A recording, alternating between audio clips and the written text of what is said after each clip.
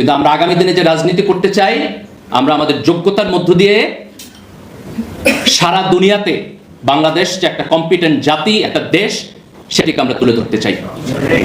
আমরা উপমহাদেশে নেতৃত্ব দিতে চাই। আসসালামু আলাইকুম ওয়া রাহমাতুল্লাহি ওয়া বারাকাতুহু। আমি অনেকদিন বক্তৃতা দিই না, লম্বা দিন, ফ্যাসিবাদের পরে নতুন করে বক্তৃতা। আমি হাসনাতকে দিয়ে শুরু করি। ঢাকা বিশ্ববিদ্যালয়ের যে শিক্ষক সমিতি ক্লাউন, তাদের যে আপা,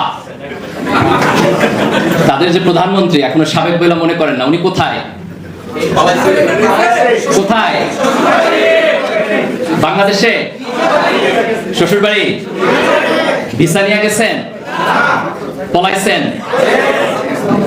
তো উনি যদি বাংলাদেশের মুক্তিযুদ্ধের সত্যিকারের চেতনার অনুসারী হইতেন, তাহলে রাজনৈতিকভাবে পরাজয়ের পরও কোথায় থাকতেন? বাংলাদেশে। আজকে ওনার যে বাংলাদেশে থাকার মতো নৈতিক সাহস হইল না, এর মানে হইল এই যে গত 15 বছরের ফ্যাসিবাদী শাসন, এটি মূলত আমাদের দেশে ভারতীয় আধিপত্যবাদ ছিল। আজকে সবাইকে বিজয় দিবসের শুভেচ্ছা। ভারতীয় আধিপত্যবাদ মুক্ত, শোষণ মুক্ত, স্বাধীন বাংলাদেশে। কার বিজয় দিবস? বাংলাদেশের না ভারতের? মুক্তিযুদ্ধ কারা করছে? আমরা না ভারত? 24-এর বিপ্লব কি আমেরিকা করে দিয়ে গেছে না আমাদের তরুণ প্রজন্ম করছে? 24-এর বিপ্লব আমাদের তরুণ প্রজন্ম করেছে। 1971 সালের মুক্তিযুদ্ধ এই দেশের আপামর জনসাধারণ করেছে। আমাদের মুক্তিযুদ্ধ ভারতের না, আমাদের বিপ্লব আমেরিকার না, ইনশাআল্লাহ। সম্মানিত ভাইরা, আজকে আমি আল্লাহ সুবহানাহু ওয়া তাআলার কাছে শুকরিয়া জ্ঞাপন করছি যে বাংলাদেশে এমন একটি রাজনৈতিক পরিস্থিতি তৈরি হয়েছে যেখানে এই দেশের মানুষ স্বাধীনভাবে, মুক্তভাবে তার মতামত প্রকাশ করতে পারছে, কথা বলতে পারছে এবং তার গণতান্ত্রিক অধিকার চর্চা করতে পারছে। আমাদের এরকম একটা বাংলাদেশ স্বপ্ন ছিল। আমি যখন ঢাকা বিশ্ববিদ্যালয়ের ছাত্র ছিলাম, তখন আমাদের এখানে গণতান্ত্রিক প্রক্রিয়া ছিল। আমরা স্বপ্ন দেখতাম যে গণতান্ত্রিক প্রক্রিয়ার মধ্য দিয়ে বাংলাদেশ এগিয়ে যাবে, কিন্তু দুঃখজনকভাবে আমরা সেই গণতন্ত্র থেকে একটি ফ্যাসিবাদের মধ্যে গিয়েছি। আজকে এই দেশের তরুণ প্রজন্মের নেতৃত্বে আমরা সেই ফ্যাসিবাদ উত্তরণ করেছি। 2000 এই ইলেকশনের আগের ইলেকশন, 2018 ইলেকশন, রাইট? 2018 ইলেকশনের পরে যখন আওয়ামী লীগের সরকার টিকে গেল, তখন এটা আমাদের গভীর আলোচনার বিষয় আসলো যে কিভাবে একটা অগণতান্ত্রিক সরকার একের পর এক নির্বাচন করে এই দেশে টিকে যাচ্ছে। এবং আমাদের আলাপ আলোচনার মধ্যে আসলো যে বাংলাদেশে তাদের চুরি ডাকাতির মধ্য দিয়া যদি একটি গভীর অর্থনৈতিক সংকট তৈরি না হয়, তাহলে সরকার দুর্বল হবে না। এবং এই অর্থনৈতিক সংকট না হওয়ার কারণ হচ্ছে, আপনারা দেখছেন হাজার হাজার কোটি টাকা চুরি করেছে, কিন্তু তারপরে এখানে অর্থনৈতিক সংকট ওই পরিমাণ প্রকট হয় নাই। একটা কারণ হলো যে আমাদের জনসংখ্যার একটা ডিভিডেন্ড ছিল। এই দেশে তরুণ প্রজন্মের সংখ্যা বেশি এবং তারা কর্মক্ষম। আপনি যদি এখন ইউরোপে যান, আপনি যদি জাপানে যান, তাহলে আপনি দেখবেন যে সেই ক্ষেত্রে জনগণের মধ্যে বৃদ্ধ লোকের সংখ্যা বেশি, যারা সোশ্যাল সার্ভিস, সরকারের জনগণের ট্যাক্সের টাকা থেকে তারা সাপোর্টেড হয়। কিন্তু আমাদের দেশে একটা তরুণ প্রজন্ম বেশি ছিল। তো এটা আমাদের একসময় হতাশার কারণ ছিল, কিন্তু আলহামদুলিল্লাহ সেই তরুণ প্রজন্মের হাতেই এই ফ্যাসিবাদের পতন হয়েছে। আমার কাছে একসময় মনে হতো যে ছাত্রদের কাজ রাজনীতি করা না, ছাত্ররা পড়াশোনা করবে। রাস্তায় গিয়ে তারা যে আন্দোলন করে, সংগ্রাম করে, এটা হচ্ছে আমাদের রাজনৈতিক ব্যবস্থা সঠিকভাবে কাজ করে না বলে।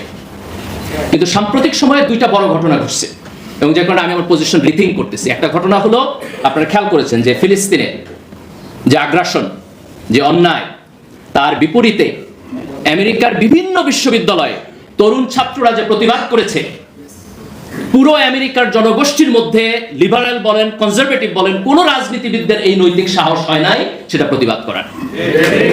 এই তারুণ্য প্রতিবাদ করেছে। তারা সবাই মুসলমান না, কিন্তু তারা সবাই তরুণ ছিলেন। এবং আজকে বাংলাদেশে এই ফ্যাসিবাদের বিপক্ষে যে সংগ্রাম হয়েছে, সেই সংগ্রাম এই দেশের তরুণ প্রজন্ম করেছে। আমি খুব সম্মানিত ফিল করতেছি সেই তরুণ প্রজন্মের নেতৃবৃন্দ এখানে বসা। এটা আমার প্রিভিলেজ এবং অনার। এবং আমি দৃঢ়ভাবে বিশ্বাস করি যে 47-এর পরে আমাদের 71 হয়েছে, 71 পরে আমাদের 24 হয়েছে, 24-এর পরে আর একটা গল্প আমাদের লিখতে হবে না, ইনশাআল্লাহ। এই তরুণ প্রজন্ম বাংলাদেশের ভবিষ্যৎ। আমরা একটু ইতিহাস থেকে শুরু করি। বাংলায় মুসলমানদের একটা লম্বা সময়ের শাসন ছিল, 600 সাড়ে 600 বছরের মতো। ইখতিয়ার উদ্দিন মোহাম্মদ বখতিয়ার খিলজি এখানে আসছেন, সেটি ছিল প্রথম রাজনৈতিক বিজয় যার মধ্য দিয়ে মুসলমানদের শাসন হয়েছে।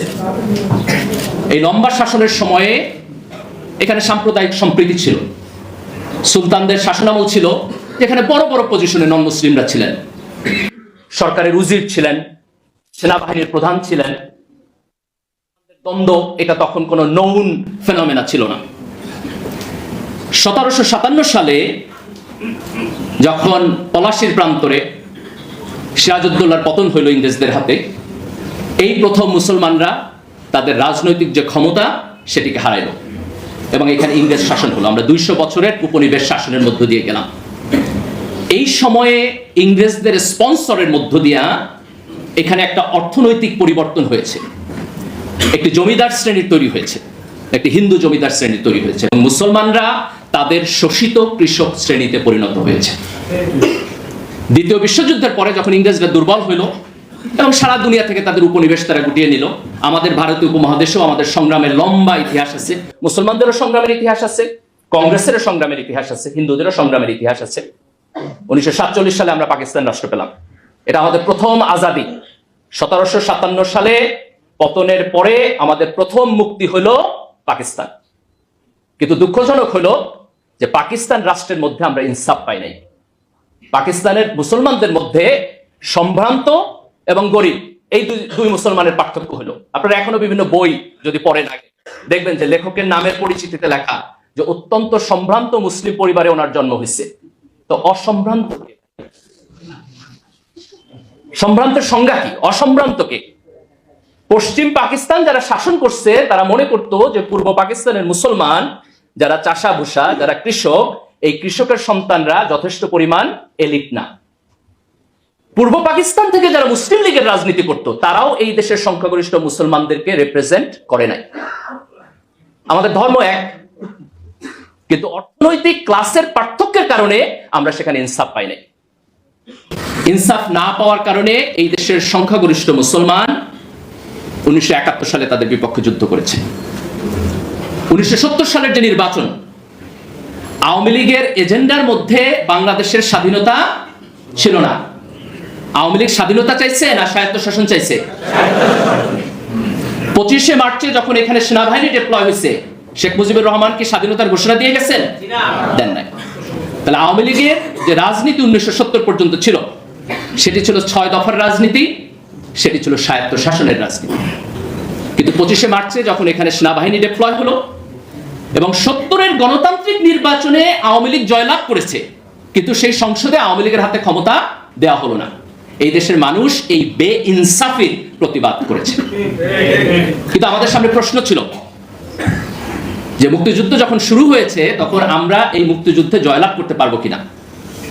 ভারতের সহায়তা নিয়ে যদি মুক্তিযুদ্ধে জয়লাভ করি তাহলে এই দেশ স্বাধীনভাবে টিকবে কিনা। এই কোশ্চেনের মেরিট আছে না নাই? এই দেশের উপর ভারতীয় আধিপত্যবাদ হয়েছে না হয় নাই? আমাদের দুইটা অপশন ছিল। একটা অপশন যে ঠিক আছে, আমরা পাকিস্তানের বেইনসাফির মধ্যে থাকবো ভারতের আধিপত্যবাদের ভয়ে। আমাদের রাজনীতিবিদদের মধ্যে কেউ কেউ এইটাকে রাইট মনে করেছেন, কিন্তু এই দেশের সংখ্যাগরিষ্ঠ জনগণ, এই দেশের তরুণ জনগণ, তারা পাকিস্তানের বিপক্ষেও যুদ্ধ করতে চাইছে, ভারতের আধিপত্যবাদের বিপক্ষেও যুদ্ধ করতে চেয়েছে। এই কারণে আমাদের সংগ্রাম 71-এ শেষ হয় নাই। আমাদের সংগ্রাম 24-এ এসে ভারত এবং পাকিস্তান উভয়ের আধিপত্যবাদের বিপক্ষে দাঁড়িয়ে আমরা সত্যিকারের বাংলাদেশী হয়ে উঠেছি।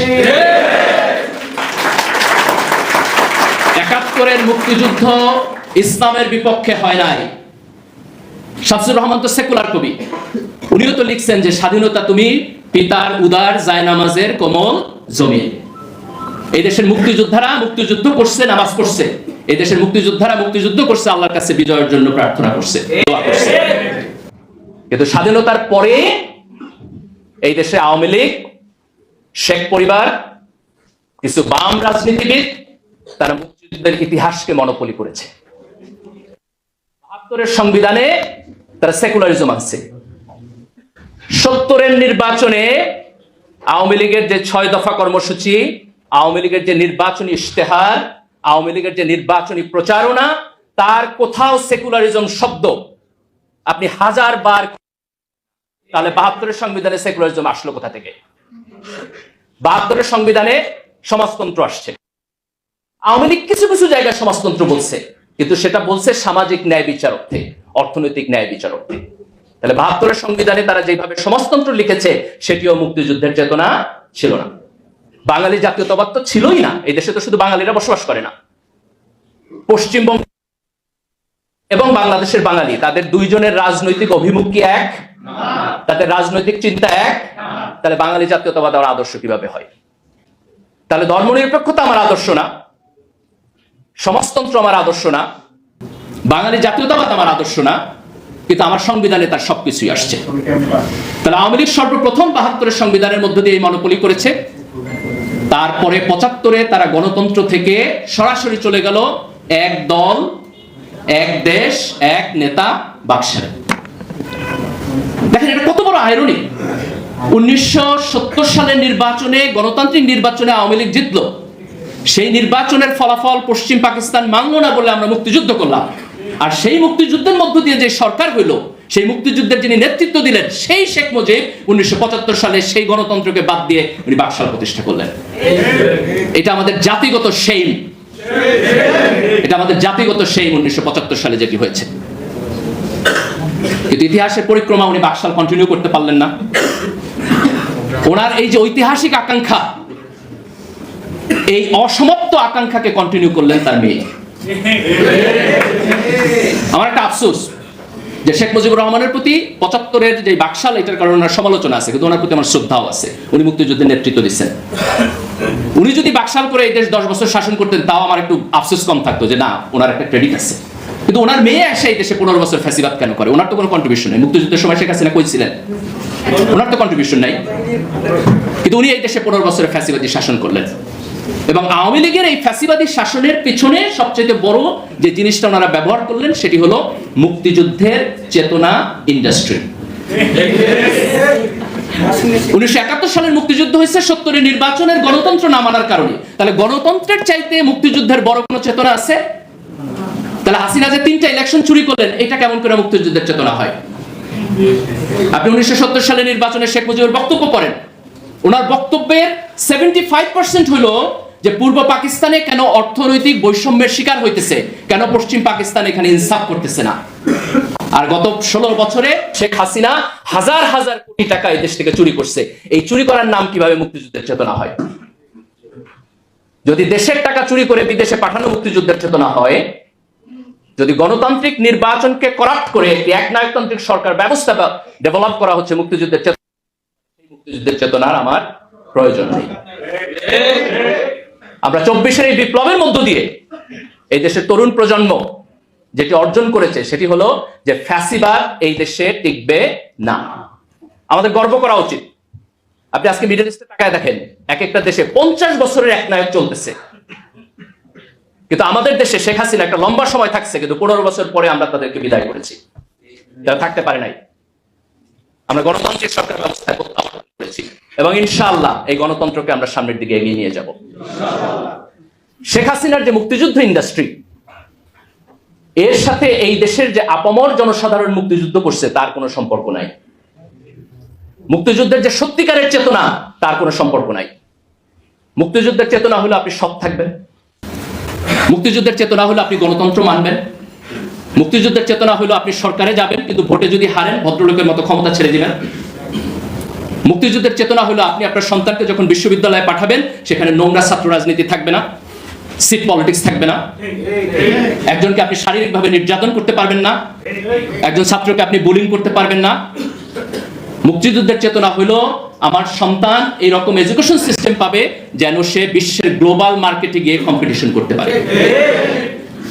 24-এর বিপ্লবের যে চেতনা, সেটি মূলত মুক্তিযুদ্ধকে আওয়ামী লীগের যে দলীয়করণ এবং চেতনা ইন্ডাস্ট্রি, তার থেকে মুক্তি দিয়ে এই দেশের জনসাধারণের কাছে ফিরিয়ে দিয়ে গেছে।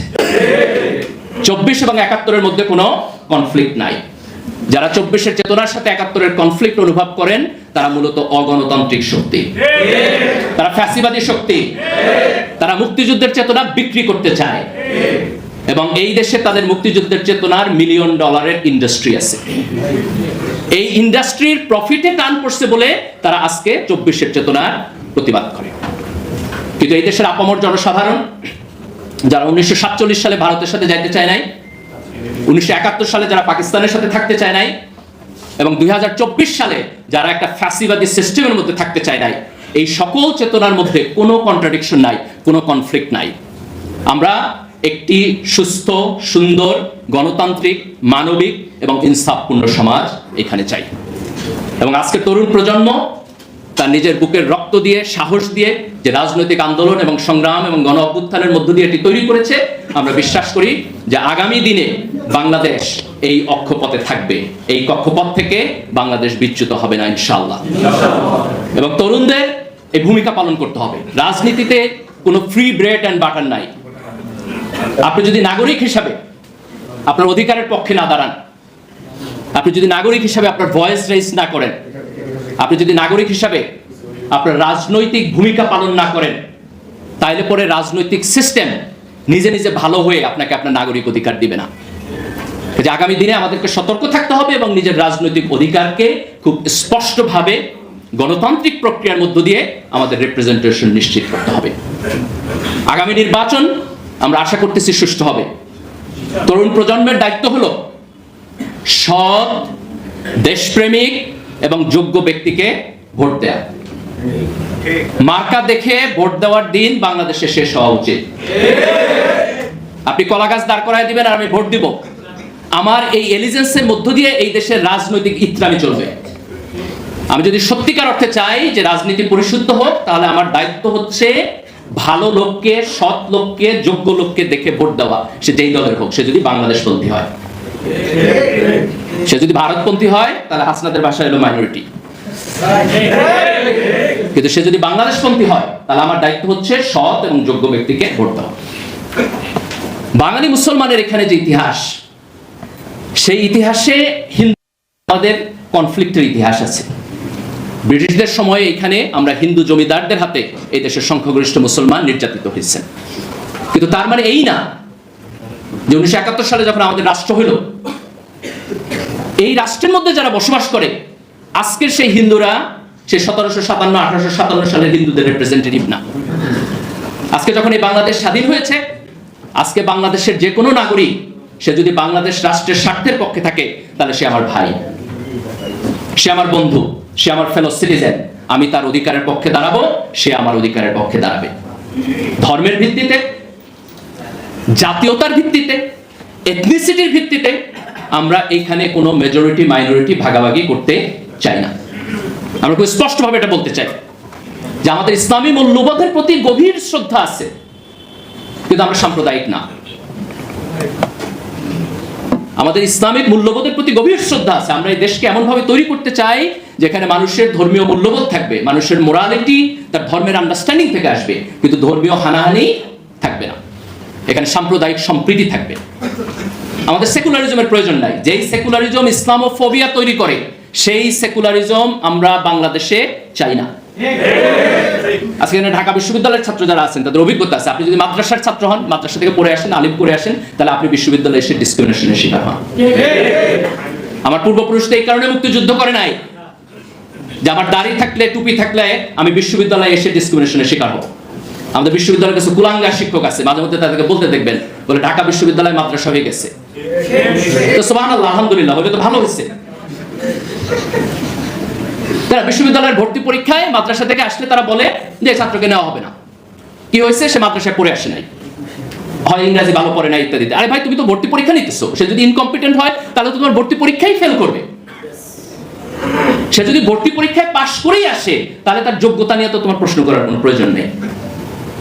আমরা এমন একটা বিশ্ববিদ্যালয় চাই যেখানে বাঙালি মুসলমান কৃষকের সন্তানরা ডিসক্রিমিনেশনের শিকার হবে না। আমরা মনে করি ঢাকা বিশ্ববিদ্যালয়ের যে সমস্ত সাবজেক্ট ইভেন কওমি মাদ্রাসার সিলেবাসের সাথে মিলে, তাদেরকেও বিশ্ববিদ্যালয়ে ভর্তির সুযোগ দেওয়া উচিত। আপনি তার সিলেবাস দেখেন, একটা এক্সপার্ট কমিটি সেটাকে ইভালুয়েট করুক, এবং তারা যদি মনে করে তার যথেষ্ট প্রি রিকোয়ারমেন্ট আছে, তাহলে সেখানে সে ভর্তি হবে। বহু বিশ্ববিদ্যালয় আছে, আপনার যদি প্রি রিকোয়ারমেন্টে ঘাটতি থাকে, তাহলে সে সাজেস্ট করবে আপনার 2টা কোর্স বেশি নিতে হবে, আপনার 4টা কোর্স বেশি নিতে হবে। আপনি বিদেশের বিশ্ববিদ্যালয়ে যান, আপনি ডিসক্রিমিনেশনের শিকার হবেন না। এরা এত বেশি প্রগতিশীল হয়ে গেছে যে আমাদের এখানে আপনি ডিসক্রিমিনেশনের শিকার হবেন। এই ইসলামোফোবিয়া তৈরি করার যে সেকুলারিজম, আমরা সেই সেকুলারিজমকে আজকে প্রত্যাখ্যান করি। কিন্তু আমরা বাংলাদেশকে একটি অসাম্প্রদায়িক বাংলাদেশ, যেখানে মুসলমান, হিন্দু, বৌদ্ধ, খ্রিস্টান, বাঙালি, পাহাড়ি সবাই তার নাগরিক অধিকার নিয়ে এখানে থাকবে। তার নাগরিক অধিকারের মধ্যে কোনো কাটছাট হবে না। সে যদি বাংলাদেশের নাগরিক হয় তাহলে তার পরিপূর্ণ নাগরিক অধিকার থাকবে। আজকে দেখেন, গত সরকারের সময়ে বিএনপি এবং জামাত তাদের নেতা এবং কর্মীরা নির্যাতিত হয়েছে।